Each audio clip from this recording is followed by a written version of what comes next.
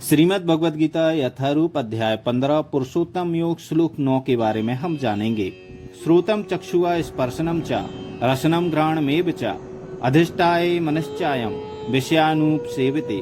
अर्थात इस प्रकार दूसरा स्थूल शरीर धारण करके जीव विशेष प्रकार का कान, आँख, जीभ, नाक तथा स्पर्श इंद्रियां या त्वचा प्राप्त करता है, जो मन के चारों ओर संपुंजित हैं। इस प्रकार वह इंद्रिय विषयों के एक विशिष्ट समुच्चय का भोग करता है। तात्पर्य दूसरे शब्दों में कुत्तों तथा बिल्लियों के गुणों जैसा बना देता है, तो उसे अगले जन्म में कुत्ते या बिल्ली का शरीर प्राप्त होता है, जिसका वह भोग करता है। चेतना मूलतः जल के समान विमल होती है, लेकिन यदि हम जल में रंग मिला देते हैं तो उसका रंग बदल जाता है। इसी प्रकार से चेतना भी शुद्ध है, क्योंकि आत्मा शुद्ध है, लेकिन भौतिक गुणों की संगति के अनुसार चेतना बदलती जाती है। वास्तविक चेतना तो कृष्ण भावना अमृत है, अतः जब कोई कृष्ण भावना अमृत में स्थित होता है तो वह शुद्धतर जीवन बिताता है। लेकिन यदि उसकी चेतना किसी भौतिक प्रवृत्ति से मिश्रित हो जाती है तो अगले जीवन में उसे वैसा ही शरीर मिलता है। यह आवश्यक नहीं है कि उसे पुनः मनुष्य शरीर प्राप्त हो। वह कुत्ता, बिल्ली, सूकर, देवता या 84 लाख योनियों में से कोई भी रूप प्राप्त कर सकता है। अंतम स्थितम वापि भुज्जानम वा गुणान्वितम विमूढ़ानानु पश्यन्ति ज्ञान चक्षुषा।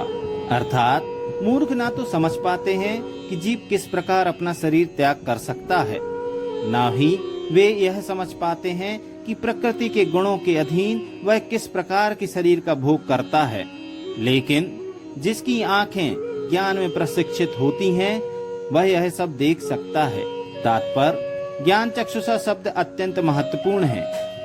बिना ज्ञान के कोई ना तो यह समझ सकता है कि जीव इस शरीर को किस प्रकार त्यागता है, ना ही यह कि वह अगले जीवन में कैसा शरीर धारण करने जा रहा है, अथवा यह कि विशेष प्रकार के शरीर में क्यों रह रहा है। इसके लिए पर्याप्त ज्ञान की आवश्यकता होती है, जिसे प्रामाणिक गुरु से भगवत गीता तथा अन्य ऐसे ही ग्रंथों को सुनकर समझा जा सकता है।